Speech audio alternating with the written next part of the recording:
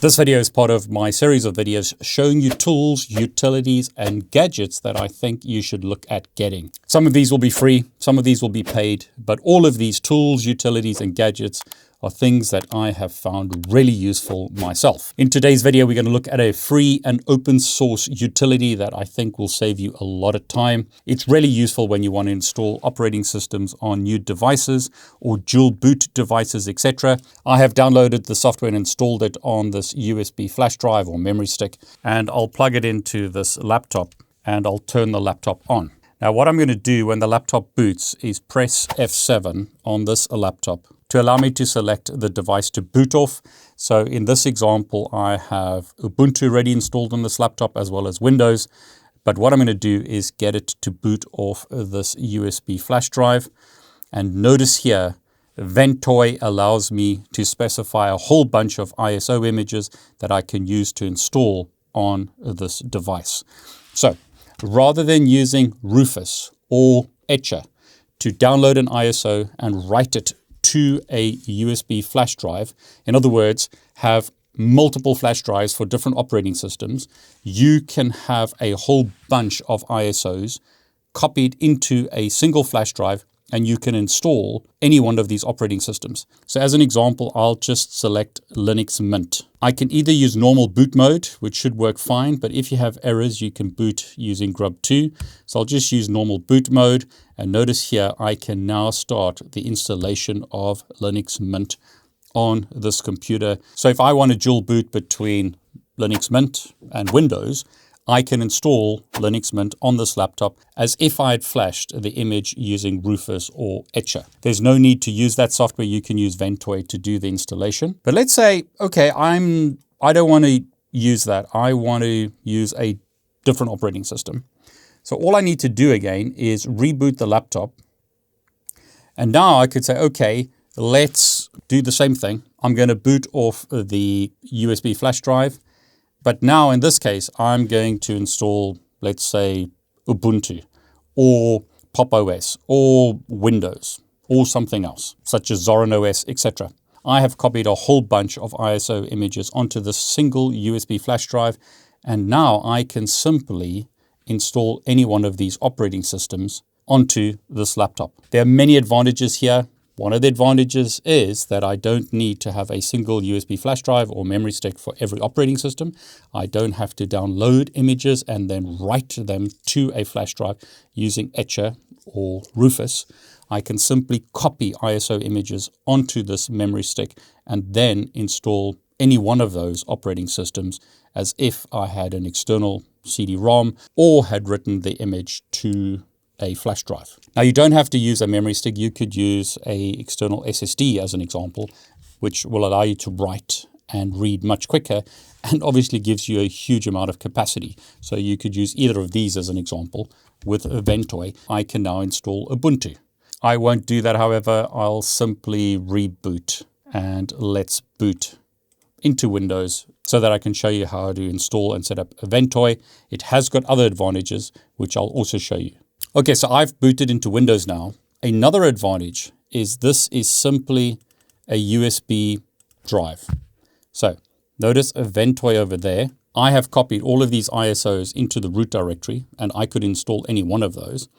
But what I've also got here is additional software like hypervisors or OVAs and other software that I can use using this USB drive. So rather than having a single memory stick for every single operating system and then having to store software such as the VMware hypervisor or VirtualBox or drivers for computers, any important software that you want to keep on a separate drive, you can put all of this on a single drive. Now, obviously, you don't want to have everything on a single drive. You want to make backups, so you'll have more than one of these. But the idea here is that you can have multiple operating systems directly on this. So all you have to do if you download a new ISO as an example, so let's take elementary here, is copy that onto the drive. So I'll simply paste it there.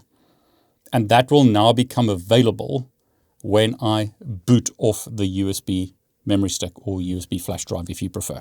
One of the reasons you might not want to use a memory stick like this is notice how slow the speeds are. You may want to use something like this that's a lot quicker. But it's as simple as that to add ISOs to Ventoy. Okay, I'll cancel this just to save time. And then what I'll do is eject this. But before I do that, notice this partition is the partition that it uses to boot off. So single USB memory stick or flash drive. This is the partition where I dump all my ISO images or other software, and I can boot off this as well. So what I'll do here is eject this, and then let's write a new version to this memory stick. So to download the software, I'm going to open up a browser. You can use whichever browser you prefer. You could go to GitHub, where they talk about the software and talk about the fact that it's an open source tool to create bootable USB drives for various files. With Ventoy, you don't need to format the disk over and over. Just copy the image files to the USB drive and then boot from them. You can copy many images at a time, and Ventoy will give you a boot menu. And I've shown you that already. But to download the software, you need to go to ventoy.net. So go to that website. We're going to go to downloads, and we're going to download the software for whichever operating system we're using. I'm using Windows in this example. I get a lot of hate sometimes about using Windows. I'm just doing it this way because a lot of people use Windows. And I'm going to download the latest version from SourceForge. So the software will download in a moment. So it's now downloading. On my downloads directory, I can see the zip file. So what I'll do is extract the zip file and just extract all of those files into a directory. And there you go. And within that, you simply need to run this executable file. So ventoy2disk.exe. So I'm going to double click on that. Now, as always with this type of thing, you use the software at your own risk. Notice it says here that this is an unknown publisher. Do you want to allow it to make changes? I'm going to say yes. This is open source software, so you can go and look at it on GitHub if you like. Have a look at what people are saying. It's not just me saying that this is great software. Many, many people will tell you that this software is fantastic. But notice all we need to do now is select the drive that we're going to write the software to. Be aware that it's going to wipe the drive. So make sure that you select the correct drive. So in this case, it's my SanDisk, 128 gig. And then you simply click install to install it. Now it's telling me that data will be lost because there's something on that already. I'm okay with that. I'm going to say okay. I'm going to say yes to delete it. Yes again, because I really am okay of wiping this. The authors really made sure that you really want to wipe that drive. As you can see there, it's writing. And there you go. As simple as that to create the Ventoy USB drive. So on my PC now, notice I see Ventoy here. So E drive. And all I need to do literally is go to my images that I want to install. So I'll take something like Mint again, copy that, go to my drive and literally paste it into that drive. That's all you have to do, and that will become available. I'll take one more image just to show you what the menu looks like. Go to this drive and paste the ISO image. So it's going to take a while. Drive's a bit slow, but all you need to do now is wait for those files to copy, and then you can boot off the drive and then install whichever operating system you want to. Now, as I demonstrated, it doesn't have to be Linux ISOs. It could be Windows ISOs. So whichever ISOs you want, you can simply download them and then copy them. So if I was trying to get a Windows ISO, I would simply look for Windows 11 ISO download as an example. That takes me to the Microsoft website. So Microsoft.com, here's the URL. I'm going to download Windows 11. Scrolling down, I don't want to use the assistant. I simply want to scroll all the way down. I want to get the ISO for x64, not ARM. The ARM ISOs are also available there. You simply click confirm, and then you can specify your language. So I'll say United States, and I'll confirm. And that will now allow me to download that ISO. So I'll just say save. And as you can see there, the ISO is downloading. Now that's going to take a while. So we won't wait for that. The point is that any ISOs that you've got downloaded, Linux ISOs, Windows ISOs, anything can be copied to that directory and will be available for you to use when you boot off the USB memory stick. Okay, so those images have now been copied. So let's reboot the computer. So I'll restart it. I'm going to press the special key on this computer to allow me to select the device to boot from. Now the keys that you use to decide whether you boot into BIOS and then select the device that you boot from, or doing what I've done here, will depend on your laptop. On this specific laptop, I can just use F7 and then choose the device to boot from. Okay, so back on here, I can select SanDisk. And if I press enter, notice in this version, not my previous one, I've only got those 2 operating systems that I previously copied across. So if I select Pop! OS and then do a normal boot, notice it says something's gone wrong. So let's try Grub boot and see if that works, or perhaps there's something wrong with the ISO image. Okay, so I'll go back to booting off the SanDisk. I'll select Pop! OS and let's try Grub 2 mode.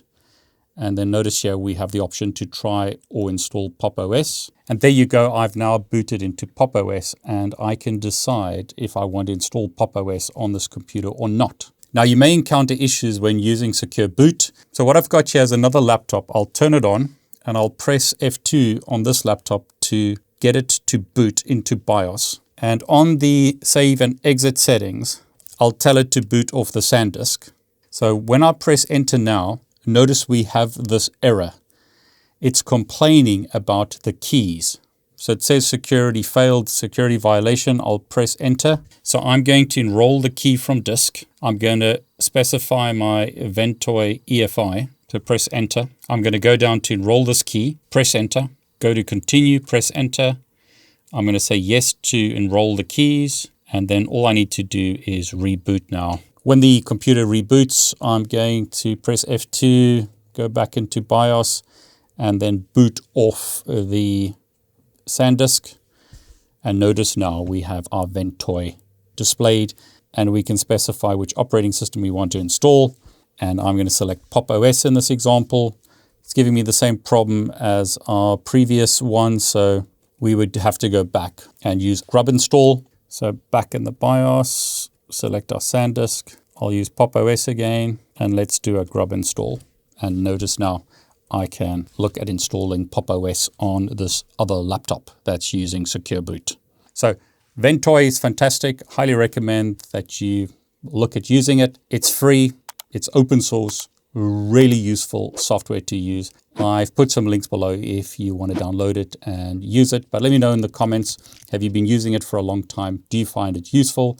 What are your thoughts about Ventoy, or have you found other software that does a better job? Let me know. Otherwise, I'm David Bombal and want to wish you all the very best.